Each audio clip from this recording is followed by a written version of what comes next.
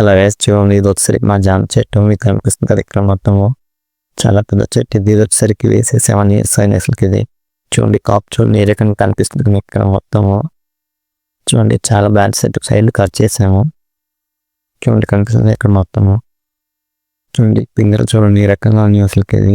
Actually నేను తెలుసు ఎరువు వేయట్లేదు ఏం వేయట్లేదు అయినా సరే డైలీ కొంచెం వాటర్ పోసేస్తాం. కాకపోతే కొంచెం కంపోస్ట్ వేస్తాం కొంచెం అక్కడ మంచిగా చూడు కనిపిస్తుంది ఇక్కడ మొత్తము. కిందలు చూడండి ఏ రకంగా ఉంది అసలు ఇది. యాక్చువల్ కింద కొమ్మలు కనిపిస్తుంది ఆ కొమ్మలు కూడా కట్ చేద్దాం అనుకున్నాము. ఆ టైంలో ఏంటంటే ఫుటింగ్ వచ్చేసింది చూడండి. చాలా అంటే చాలా వచ్చేసింది ఈసారి వాళ్ళకి. ఎందుకంటే కిందకి ఆనుకొని ఉంది కొమ్మలు మనుషులు వెళ్తుంటే తగులుతాయి అందుకని చెప్పేసి కట్ చేద్దాం అనుకున్నాము. కానీ ఫ్రూటింగ్ వచ్చేసరికి ఆపేసాము.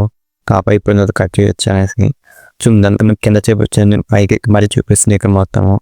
నేను కూర్చోండి ఏ రకంగా ఉంది మొత్తం కాపు. కొన్ని అయితే మాకు ఫ్రూట్స్ కనిపించలేదు. ఈరోజు కొన్ని హార్వెస్ట్ చేసాము చూడండి. ఈ సైజు ఉంది కాయ అసలుకి చాలా పెద్ద సైజు ఇది. చేతితో పట్టుకుంటే చేయి నిండా ఉంది కాయ. అదే చూసారు కొంచెం ఉడత కొట్టేసింది.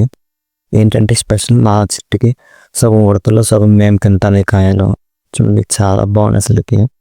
ఒక్కొక్కటి ఎంత సైజు ఉన్నాయి అసలుకి. చిన్న కాయ కూడా పండిపోతుంది అసలుకి. ఇది చాలా బాగుంది అసలుకి. టేస్ట్ కూడా స్వీట్గా చాలా బాగుంటుంది ఇది. మీకు అనిపిస్తుంది ఇక్కడ ఆ చింతకాయ కూడా పండిపోయింది.